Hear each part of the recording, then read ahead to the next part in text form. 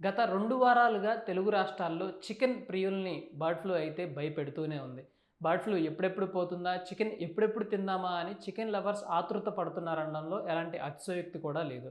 అయితే bird flu వ్యాప్తి అనుకున్న రేంజ్‌లో లేకపోయేసరికి 2 రాష్ట్రాలకు సంబంధించిన పశుసంవర్ధక శాఖల ఆధ్వర్యంలో 2 రాష్ట్రాల్లో చికెన్ మేళాలని శుక్రవారం నిర్వహించడం అయితే జరిగింది. అంటే దీని ఉద్దేశ్యం ఏంటంటే ఈసారి ఆదివారం దాంతో పాటు వచ్చే శివరాత్రికి సందర్భంగా తెలుగు రాష్ట్రాల్లో చికెన్ సేల్స్‌ని పెంచాలి. దాంతో పాటు బర్డ్ ఫ్లూ పట్ల జనాల్లో ఉన్న భయాన్ని పోగొట్టడంతో పాటు చికెన్ తింటే ఆరోగ్యంగా ఉంటాం, గుడ్డు తింటే ఆరోగ్యంగా ఉంటాం అనే నినాదాన్ని ప్రజల్లోకి బలంగా తీసుకువెళ్లేందుకు 2 ప్రభుత్వాలు కూడా సిద్ధమయ్యాయి. దీనికి సంబంధించి శుక్రవారం తెలుగు రాష్ట్రాల్లో వివిధ ప్రాంతాల్లో చికెన్ మేళాలు ఏర్పాటు చేయడం అయితే జరిగింది.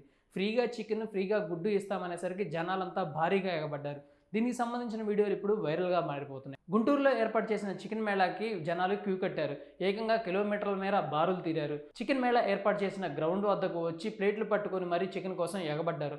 బర్డ్ ఫ్లూ వ్యాప్తి చెందుతుందనే భయం కూడా లేకుండా ఇష్టం వచ్చినట్లు చికెన్ తినడం, అధికారులు, నిర్వాహకులు చేసేది లేక గేట్లు మూసివేయడం కూడా జరిగిపోయింది.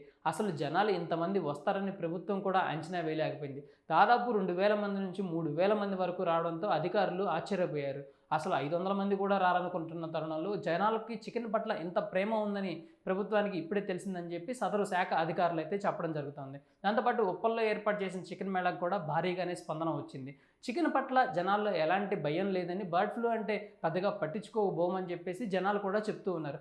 అయితే ప్రభుత్వం చెప్తుంది ఏంటంటే చికెన్ కానీ, గుడ్డుని కానీ 100 డిగ్రీల కంటే ఎక్కువ ఉష్ణోగ్రతలో ఎక్కువసేపు ఉడికించి తినడం వల్ల ఎలాంటి ప్రమాదం లేదని, బర్డ్ ఫ్లూ అయితే రాదని చెప్పి ప్రభుత్వం నుంచి అధికారులు చెప్తున్నారు.